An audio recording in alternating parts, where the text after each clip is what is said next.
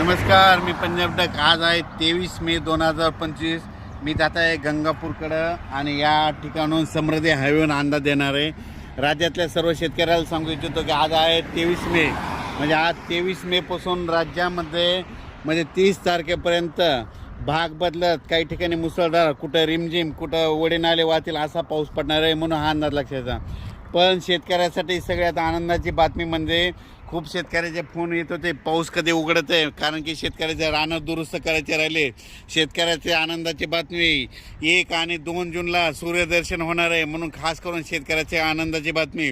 पण राज्यात मात्र आज 23पासून मात्र भाग बदलत जोराचा पाऊस पडणार आहे, म्हणून दररोज 2-2 भागात वेगवेगळा पाऊस पडत राहणार आहे, म्हणून हा अंदाज लक्षात घ्यायचा. सांगायचं झालं तर हा पाऊस म्हणजे 24, 25, 26, 27, 28, 29, 30, 31पर्यंत सगळ्या राज्यात महाराष्ट्रामध्ये भाग बदलत पडणार आहे, म्हणून हा अंदाज लक्षात घ्यायचा.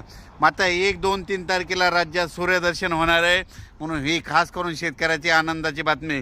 संत्र उत्पादकांचे फोन आले की म्हणजे आम्हाला ताण द्यायचा आहे आणि हे पाऊस कधी उडेल, तर त्यांच्यासाठी सांगू इच्छितो 1, 2, 3 तारखेला सूर्यदर्शन होणार आहे, म्हणून खास करून त्यांनी अंदाज लक्षात घ्यावा.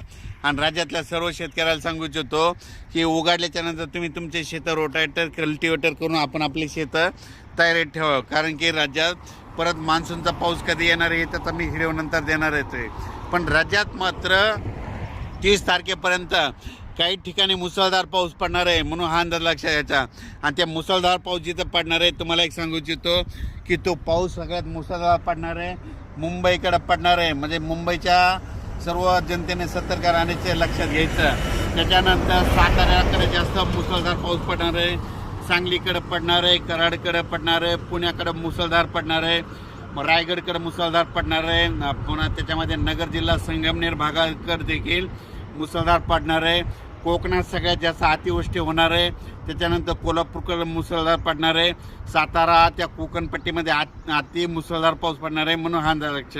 त्याच्यानंतर परत हा पाऊस म्हणजे भाग बदलत पुन्हा मराठवाड्याकडं, विदर्भाकडं असा दररोज वेगवेगळ्या भागाकडे जाणार आहे.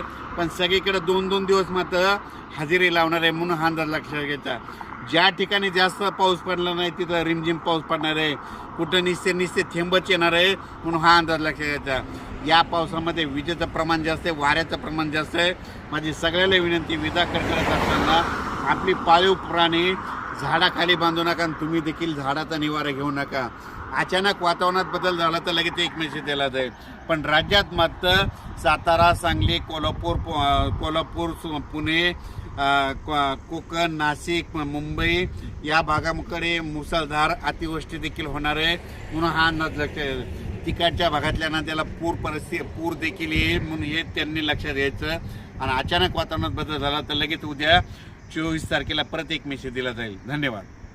हे अंदाज लासूरकडे जात असताना दिलेला आहे समृद्धी हायवे.